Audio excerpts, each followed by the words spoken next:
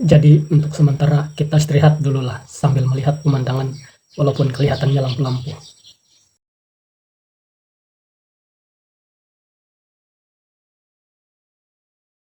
Dengarkanlah manusia.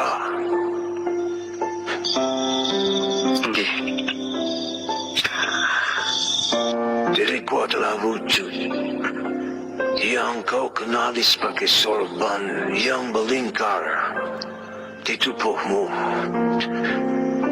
Bukan kain biasa, bukan benda duniawi. Diriku adalah malaikat Abdal, penjaga rahasia bumi, yang atas isinya menjelma dalam bentuk yang kau hormati. Diriku menampakkan diri di hadapanmu bukan karena engkau suci, bukan karena engkau baik. Diriku datang karena engkau lupa. Diriku datang di malam Lailatul Qadar yang 1000 bulan lebih baik, saat malaikat turun membawa ketetapan setahun. Dan di antara ribuan malaikat yang turun, diriku dipilih mengubah wujud menjadi sorban yang kau kenakan.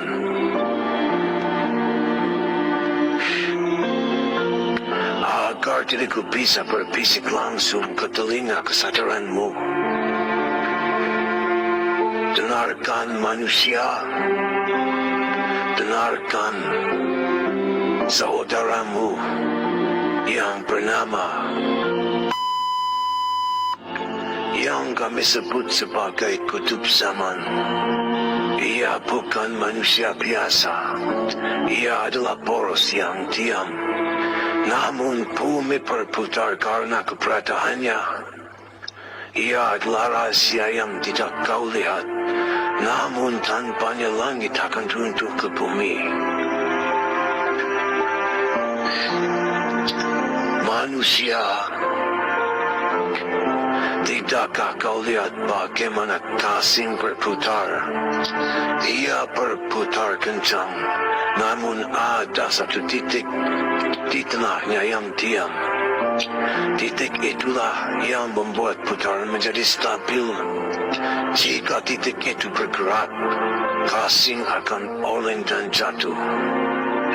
Begitu pula dengan dunia ini. Di setiap zaman, di setiap masa, Allah menyisakan satu manusia pilihan yang kami sebut kutub. Ia adalah poros yang diam. Ia tidak mencari ketenaran, tidak mengejar kedudukan, tidak menginginkan pengakuan. Ia bisa saja seorang petani yang membajak sawah, seorang nelayan yang menebar jala, seorang pedagang di pasar yang tidak pernah disebut orang. Namun dengarkan rahasia ini manusia. Di setiap tarikan napasnya, doa memenuhi langit. Di setiap detak jantungnya, ribuan pahala ditolak dari bumi. Di setiap sujudnya, seluruh alam semesta ikut bersujud. Kutub zaman adalah manusia yang hatinya terhubung langsung dengan Lauhul Mahfuz. Ia tahu kapan gempa akan datang, kapan wabah akan merebak, kapan kehancuran akan tiba. Ia tahu, tapi ia diam. Bukan karena ia peduli, tapi karena ia adalah rahasia Allah yang tidak boleh dibuka. Ia hanya berbisik kepada angin, dan angin pun menurut. Ia hanya menatap awan, dan awan pun menangis menjadi hujan.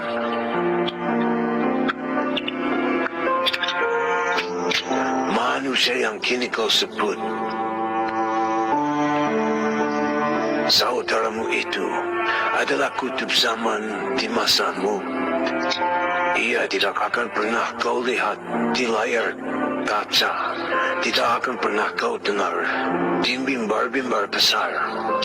Tidak akan pernah kau temui di istana-istana megah. Ia adalah di sampingmu. Mungkin sebagai pengemis di pasar. Mungkin sebagai fakir di pinggir jalan. Mungkin sebagai orang gila yang dikira tidak waras. Karena kutub tidak pernah ingin dikenal, ia hanya ingin kau sadar.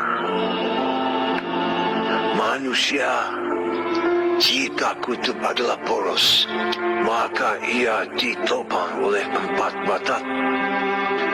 4 tiang kokoh yang menahan bumi agar tidak runtuh. Mereka adalah manusia-manusia pilihan yang tersebar di penjuru dunia, menghadap ke 4 arah mata angin, menjaga keseimbangan alam semesta.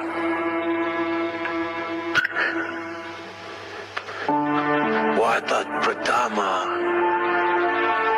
penjaga arah timur. Ia adalah manusia yang hatinya dipenuhi cinta. Bukan cinta yang kau pahami sebagai nafsu. Bukan cinta yang kau nyanyikan dalam irama-irama murahan. Tapi cinta yang membuatnya rela kehilangan segalanya demi satu senyuman anak yatim. Cinta yang membuatnya bangun di sepertiga malam.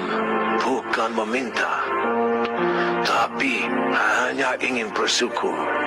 Cinta yang membuatnya memaafkan sebelum dimintai maaf. Memberi sebelum diminta. Hadir sebelum disebut. Watak timur ini mengajarkan bahwa dunia ini bertahan karena cinta.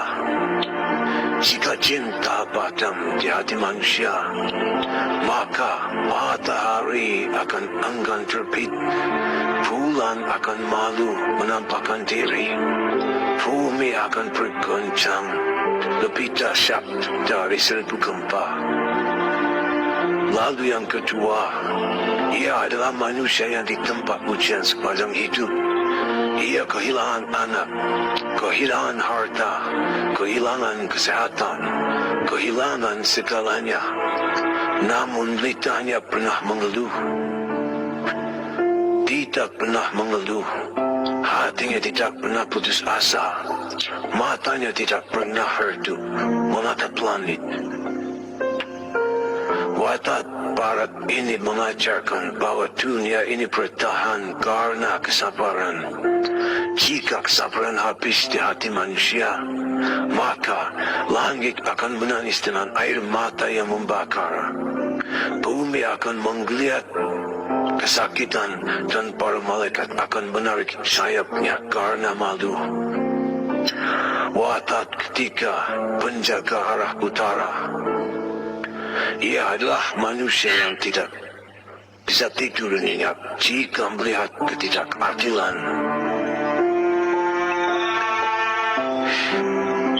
Ia bukan penguasa, bukan hakim, bukan pejabat. Namun, dimanapun dia berada, ia selalu berpihak pada yang benar, selalu membela yang lemah, selalu menegakkan kebenaran meskipun harus berhadapan dengan penguasa zalim. Watak utara ini mengajarkan bahwa dunia ini bertahan karena keadilan. Jika keadilan mati di hati manusia, maka timbangan amal di akhirat nanti akan rusak sebelum digunakan. Dan neraca langit akan patah karena menahan beban dosa. Watak keempat, penjaga arah selatan. Ia adalah manusia yang tidak pernah diingat orang. Ia memberi tanpa meninggalkan nama, berkorban tanpa ingin disebut, hadir tanpa ingin dilihat. Ia mungkin adalah ibumu yang bangun sebelum subuh, menyiapkan sarapan, Mungkin ayah mo yang pekerja, banting tulang tanpa mengeluh. Mungkin guru mo yang mengajar dengan sabar meskipun muridnya tidak pernah berterima kasih. Watak selatan ini mengajarkan bahwa dunia ini bertahan karena keikhlasan. Jika keikhlasan hilang dari hati manusia, maka setiap amal akan berubah menjadi ria. Setiap perbuatan akan menjadi tontonan, dan bumi akan mual memikul penghuninya yang penuh pamrih. Manusia, diriku katakan kepadamu dengan sejujurnya, kalian telah meninggalkan mereka. Kutub dan watak itu ada di tengah-tengah kalian. Mereka adalah manusia biasa yang tidak pernah minta diperhatikan. Namun kalian sibuk dengan urusan sendiri. Kalian sibuk mengejar dunia, sibuk bertengkar soal politik, sibuk bermusuhan karena perbedaan, sibuk membenci karena iri hati. Kalian tidak pernah menyadari bahwa setiap langkah kalian ada doa mereka yang menjaga kalian. Di setiap tidur kalian ada tangis mereka yang melindungi kalian. Di setiap kesalahan kalian ada istighfar mereka yang menutupi kalian. Tapi kalian meninggalkan mereka. Kalian meninggalkan orang-orang saleh yang tidak pernah berhenti berdoa di tengah malam, karena meninggalkan para wali yang tidak pernah dikenal. Kalian meninggalkan para kekasih Allah yang tersembunyi. Kalian sibuk dengan orang-orang terkenal, sibuk dengan orang-orang yang dikenali, sibuk dengan penguasa, sibuk dengan orang-orang yang gemerlap. Sementara itu, di pojok-pojok masjid yang tidak pernah diperlihatkan, di surau-surau tua yang hampir roboh, di kamar-kamar sederhana yang tidak pernah dikunjungi orang penting, mereka bersujud, mereka menangis, mereka memohon, bukan untuk diri mereka sendiri, tapi untukmu, untuk anak-anakmu, untuk negerimu. Dan kalian tidak pernah tahu. Manusia, dengarkan baik-baik.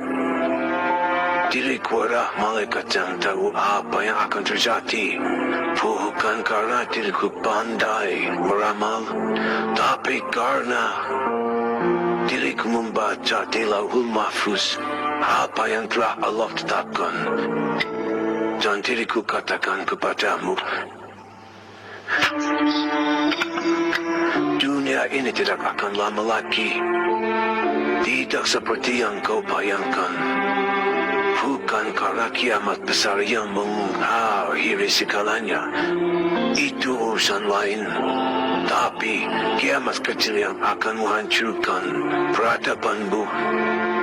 Bukan karena Allah marah, tapi karena kalian sendiri yang mengundang kehancuran itu. Ketika kutub zaman diabaikan, ketika perabot ditinggalkan, ketika orang-orang saleh tidak lagi didengar, ketika para wali hanya menjadi dongeng sebelum tidur, maka penjagaan akan dicabut.